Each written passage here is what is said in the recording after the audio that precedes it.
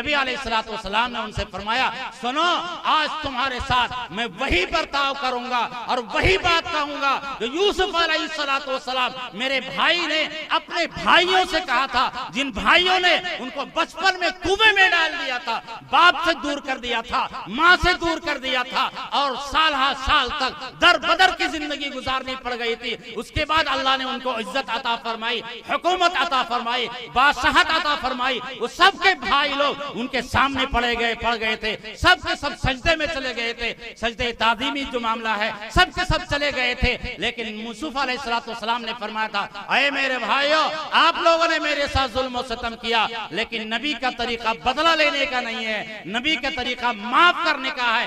जाओ, ला तसरीबा अलैकुम अल-यौम अंतुम तुलका, सबको मैंने माफ कर दिया, कोई किसी पर गिरफ्त नहीं होगी। नबी अलैहिस्सलाम ने फरमाया, मैं तुमसे भी वही कहता हूँ, जाओ, सबको मैंने माफ कर दिया। जिन लोगों ने मुझे गालियां दी, सताया, जुल्म सितम के पहाड़ तोड़े, मक्का से निकलने पर मजबूर किया, मुझे अपने वतन से निकलने से मजबूर किया, ला तसरीबा अलैकुम अल-यौम, कोई किसी को गिरफ्त नहीं होगी, अंतुम तुलका, सब के सब आजाद, चाहे तुम ईमान लाओ या नहीं लाओ, कोई हमें मतलब नहीं है, मैंने सबको माफ कर दिया।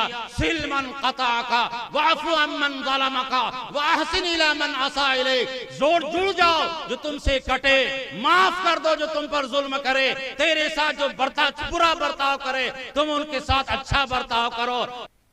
लाख नमाज पढ़ के आएगा, रोजा रख के आएगा, तहज्जुद पढ़ के आएगा, ये उसका तकब्बुर, इस तकब्बुर की बुनियाद पर अल्लाह तबारक व तआला, नबी अलैहिस्सलाम ने फरमाया, जिसके दिल में राई के दाने के बराबर भी तकब्बुर होगा, बड़ाई होगी, इस बुनियाद पर मैं नहीं मानूंगा, मुझे नहीं मानना है, मेरी नाक कट जाएगी। अरे तुम्हारी नाक कट नहीं रही, इस्लाम की नाक कट रही है। तुमने आका के इज्जत और उसकी इस्लाम को हुर्मत का ख्याल नहीं रखा। अगर इस्लाम को हुर्मत का ख्याल रखता तो आपस में सुलह करने के लिए अब तक के लोग मामला कर बैठ जाते। यहाँ के उलमा की भी जिम्मेदारी है, यहाँ के दानशवरान की भी जिम्मेदारी है, इस मसले को हल करे। जिस गांव में लड़ाई झगड़ा इस हद तक पहुंच जाए कि लोग दीनी जलसों में भी आने से कतराने लग जाए, मदारिस से भी दूर हो जाए, आप तसव्वुर कर सकते हैं उस गांव में अल्लाह की रहमत कैसे आ सकती है। हजरत आयशा सिद्दीक़ा रज़ियल्लाहु ताला अन्हा ने इरशाद फरमाया कि नबी अलैहिस्सलातु वस्सलाम ने कभी भी अपनी जात का बदला नहीं लिया।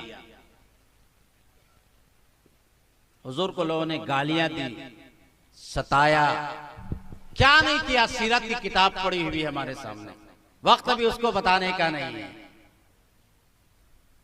हाँ, जहां इस्लाम का मामला आता, ईमान का मामला आता, अल्लाह के हुदूद का मामला आता, नबी अलैहिस्सलातु वस्सलाम वहां किसी की सिफारिश भी कबूल नहीं करते थे।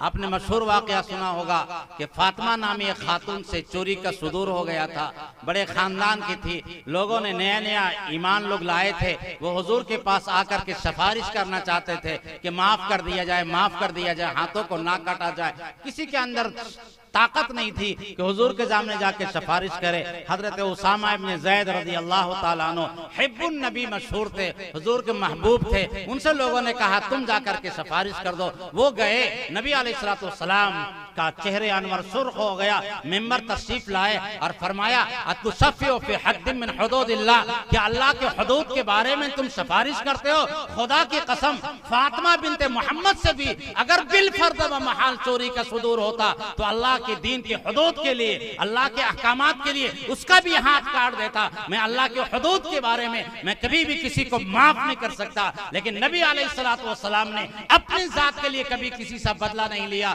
जब मक्का फतह हुआ, तमाम वो लोग जो हुजूर की गालियां देने वाले थे, जिन्होंने हजरत ज़ैनब का तीर चलाया था, जो ऊंट से गिर गई थी, हमल साकित हो गया था, नबी अलैहिस्सलातु वस्सलाम को अपने घर से निकलना पड़ा था, जिन्होंने कत्ल करने की साजिशें की थी, ताइफ में वो लोग जिन्होंने पैर को लहूलुहान कर दिया था, जिन्होंने हजरत सुमैया को निजा मार के जख्मी कर दिया था, हजरत बिलाल को तड़पा तड़पा के मारा था, उस्मान गनी को बोरियों में बंद करके धुआं देकर के उनको तकलीफ पहुंचाते थे, वो तमाम के तमाम लोग मौजूद थे, यूं सर्व हाथ जोड़े हुए खड़े थे। अगर हुजूर चाहते एक एक करके नबी अलैहिस्सलाम सबका सर कलम कर देते, हर एक से बदला ले लेते, हर एक को उसी तरह सताते, उसी तरह तकलीफ देते, लेकिन